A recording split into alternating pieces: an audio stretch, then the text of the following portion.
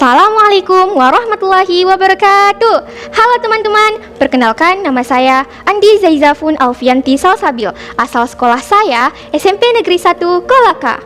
Jadi saya akan membawakan sebuah dongeng. Dongeng ini berjudul Tonggaha, asal usul Sungai Lamikongga. Dahulu kala ada sebuah negeri. Negeri ini bernama Unenapo.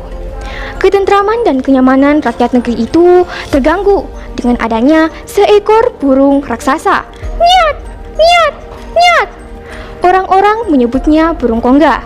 Di negeri itu tinggallah Wasasi, perempuan sakti mandraguna. Ia mendapat kabar dari salah seorang Tohono Motuo. Tetua adat itu berkata, "Wasasi, kami ketakutan." "Kamu ketakutan karena apa?" ucap Wasasi. "Burung kongga kerap mendatangi ladang.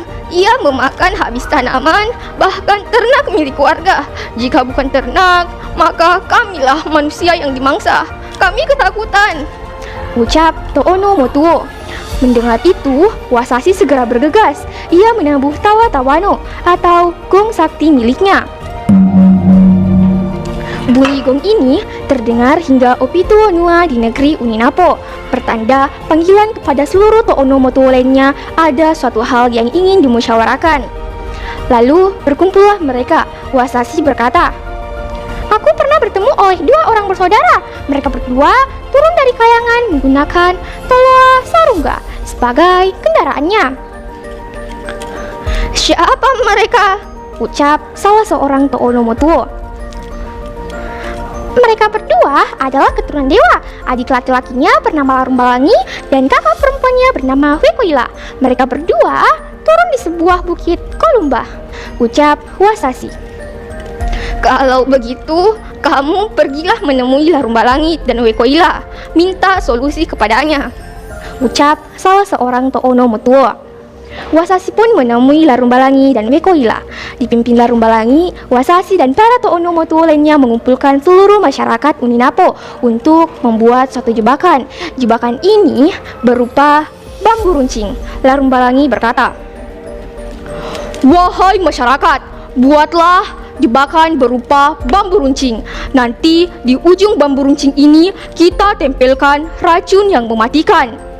Kemudian bergegaslah seluruh masyarakat Uninapo membuat jebakan berupa bambu runcing ini. Kemudian mereka tancapkan ke sebuah lapang yang luas sehingga membentuk lingkaran. Di tengahnya nanti diberi umpan. Larumbalangi berkata, "Kita perlu seorang manusia dan seekor kerbau untuk menjadi umpan. Kerbau mungkin bukan masalah, tapi kira-kira siapa yang ingin menjadi pendamping kerbau?" Lalu datanglah seorang pemuda dengan gagah dan berani. Ia berkata, "Saya, Lasiarara. Saya bersedia menjadi pendamping kerbau, walaupun nyawa saya menjadi taruhannya. Demi negeri yang kucintai ini, akan kupertaruhkan nyawaku." Akhirnya, pemuda tersebut diberi gelar Tasahea, pendekar bercahaya karena keberaniannya. Sebelum pertarungan dimulai, diadakanlah upacara sakral, di mana Wasasi memberikan tombak sakti berkait emas atau Kasai Wula'a kepada Tasahea. "Ini untukmu, nak," ucap Wasasi. Setelah matahari mulai meninggi, Larumbalangi berdiri di atas pohon. Dari atas sini, ia akan mengatur pergerakannya nanti dengan keris sakti di tangannya. Dan Tasahea bersama seekor kerbau masuk ke dalam kurungan bambu runcing. Suasana hening mendadak gaduh ketika Larumbalangi bersorak, "Wahai masyarakat, bunyikanlah bunyianmu."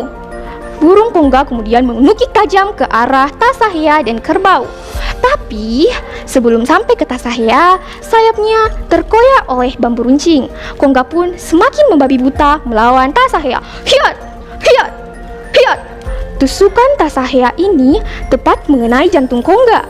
Dalam waktu bersamaan, Larumbalangi melompat menusuk mata kongga.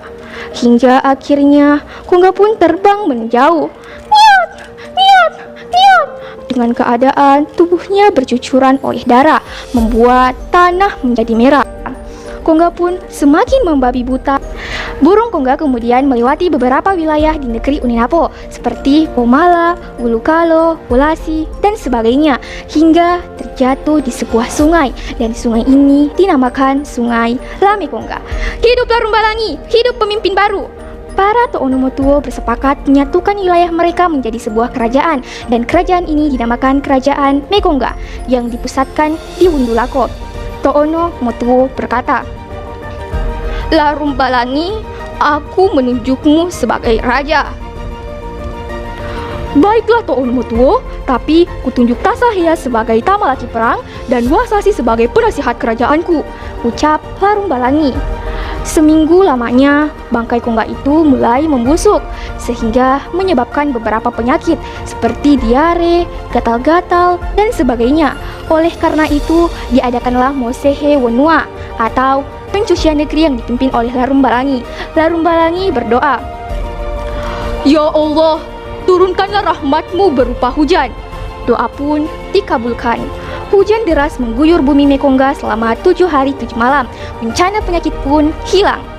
Bertahun-tahun lamanya, Larumbalangi menjadi raja yang sangat amat dicintai rakyatnya karena kearifan dan budi pekertinya.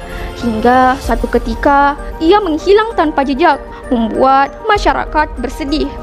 Dalam waktu bersamaan, ada seorang lelaki yang turun dari kayangan, seraya berkata, "Wahai masyarakat, aku, Sangia Lakonunggu, putra dari raja yang kalian cintai, Larumbalangi. Aku diutus ke negeri ini untuk menggantikannya."